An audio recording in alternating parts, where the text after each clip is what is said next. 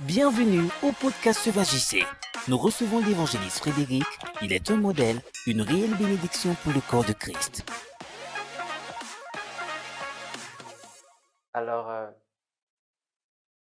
est-ce que vous pouvez nous parler de ce que vous avez appris vraiment en organisant chaque conférence? Ce que j'ai appris, c'est que le Seigneur est toujours fidèle. Mhm. Chaque année, après chaque édition, nous sentons qu'il nous encourage Mhm. et nous sommes également fortifiés de savoir qu'il est fidèle sur sa parole. Mhm. Souvent, on se demande si on va y arriver, mais il est toujours fidèle. Mhm. Il est toujours fidèle. Donc, j'apprends de par sa fidélité pendant ces séminaires et de ce qu'il peut faire dans la vie d'une personne. Wow. Je me rappelle une sœur, pendant le séminaire, l'une des soirées, elle est venue me voir et elle a dit qu'elle veut voir quelqu'un pour confier sa vie et il y a quelque chose qui se passe. Je l'ai conduit vers un homme de Dieu, je l'ai montré, ils se sont vus. Aujourd'hui, quand je regarde la sœur et sa consécration, je rends toujours grâce au Seigneur et pour moi, c'est édifiant. Wow. Le Seigneur se glorifie toujours. Mhm. Donc, j'apprends vraiment par sa fidélité et je peux me résumer à là. Wow. Ouais. Wow.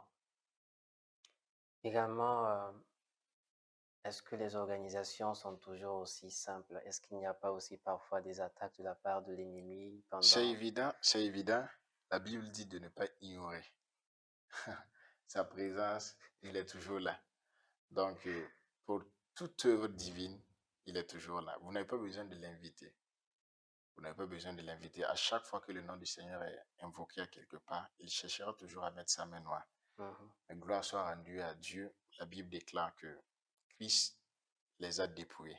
Wow. Et le fait qu'il soit en nous, rien ne nous est caché. Nous savions, et par la grâce de Dieu, par la prière, en tout cas le comité d'organisation, la prière, le Seigneur nous fait cette grâce parce qu'on priorise également la prière. Le Seigneur nous assiste toujours. Mhm. Donc les attaques, il y en a eu plusieurs. Il arrive des fois que juste après le séminaire, chacun se cherche. Je me Mhm. rappelle l'une des éditions, vous vous rappelez certainement, quand on a fini, c'est moi-même j'allais partir. Mais par la grâce de Dieu, on est toujours là Mhm. et le Seigneur fait grâce. Wow. Mm. Je crois qu'avec le temps, il y a un surnom qu'on vous a collé.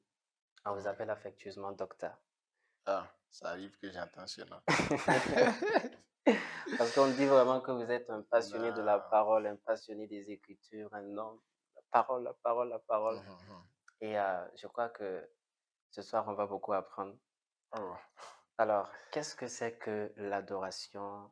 Qu'est-ce que c'est que louer? Est-ce que vous pouvez nous dire vraiment ce que c'est? D'accord. Euh, d'accord. Je crois que c'est d'une manière résumée. Qu'est-ce que je pense de l'adoration et qu'est-ce que je pense de la louange? Ok.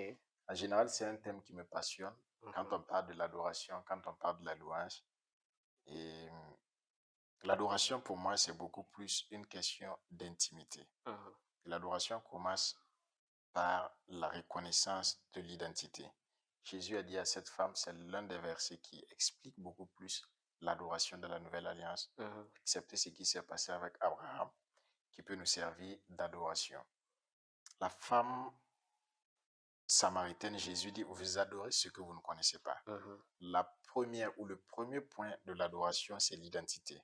Wow. Non seulement de connaître sa position et de connaître le Dieu qu'on adore. On Mhm. ne peut pas adorer une personne qu'on ne connaît pas. Mhm. C'est tout ce qui fait la différence entre la louange et l'adoration. Wow. Convenez avec moi que la Bible déclare que David a dit ça clairement. Il dit que tout ce qui respire loue le Seigneur. Mhm.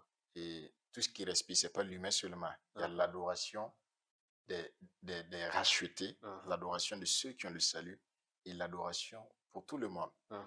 Et Dieu, il est le Dieu avant d'être le Dieu des chrétiens, il est le Dieu de tous les hommes. Mhm. Donc, même les animaux, la Bible démontre clairement, même loue le Seigneur. Mhm. Les oiseaux louent le Seigneur. Mais nous sommes d'accord que même la mer loue le Seigneur. Mhm. Il dit tout ce qui respire loue le Seigneur. Mhm. Mais il y a une louange également qui est réservée à ceux qui ont le salut. Wow. Donc, ça, c'est une louange à part. Mais Mhm. l'adoration est réservée seulement qu'avec ceux qui répondent selon la nature de Dieu. C'est pour Wow. cela que Jésus dit, l'heure vient. Et elle est déjà arrivée parce que lui, il est là. Mais quand même, ça vient où ceux qui vont adorer Dieu ne vont pas adorer Dieu dans un seul lieu, Mhm. mais ils vont adorer Dieu en esprit et en vérité. Mhm. En esprit, pourquoi? Parce qu'ils auront l'esprit de Dieu en eux. Et cet esprit les communique la vie de Dieu. Mhm. Et c'est pour cela qu'ils pourront adorer Dieu en esprit et en vérité. Wow. Donc, c'est beaucoup plus une relation de père et fils différente de la louange où tout le monde peut louer. Par rapport à la louange, pour un peu faire la différence, un peu rentrer en profondeur, c'est que la louange, il y a des gens qui pensent que la louange, parce que nous tous nous avons été, je ne sais pas c'est quel type de vie qu'on nous a appris, mais on se trouve être timide de pouvoir exprimer notre louange. Mhm. Quand c'est toujours à l'intérieur, c'est pas la louange. Mhm. La louange qui vient du mot yada, c'est l'expression. Wow. C'est-à-dire, quand c'est toujours dans le cœur, tu n'es pas en train de louer. Mhm. Mais l'expression, c'est quand tu arrives à ouvrir ta bouche. Et la louange peut être émotionnelle, mais jamais sentimentale. Wow.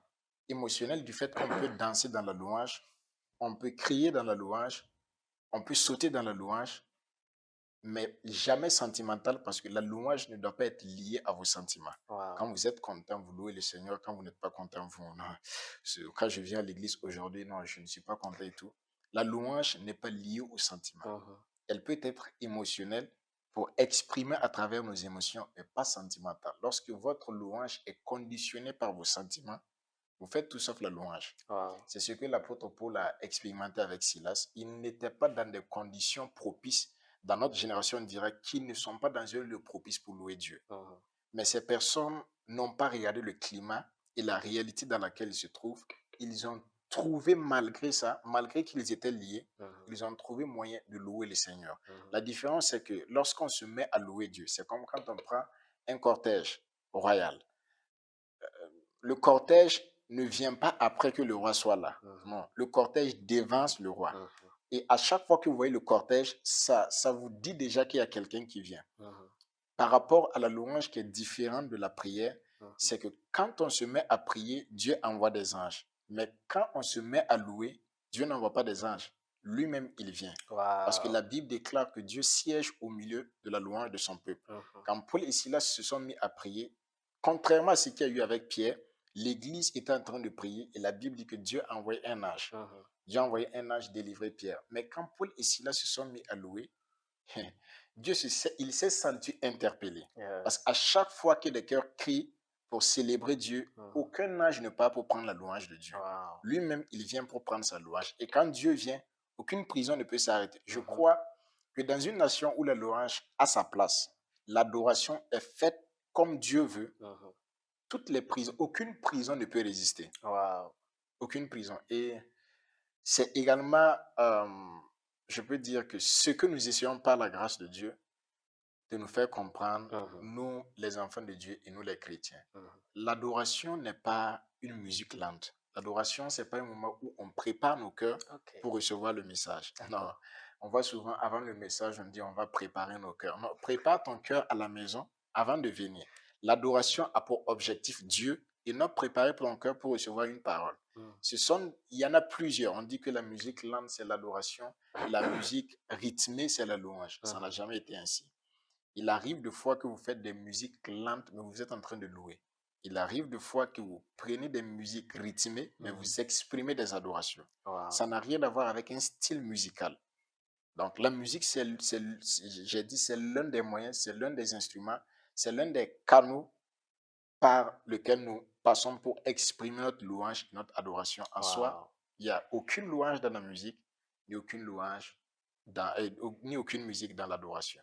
C'est un style de vie et c'est ce que je peux dire par rapport à la louange et à l'adoration d'une manière globale. Voilà. Wow. Vous convenez avec moi que cette appellation, ou du moins ce surnom qu'on lui a collé, a vraiment sa place. Ouais. Merci beaucoup, docteur. À très bientôt pour ce Magicien.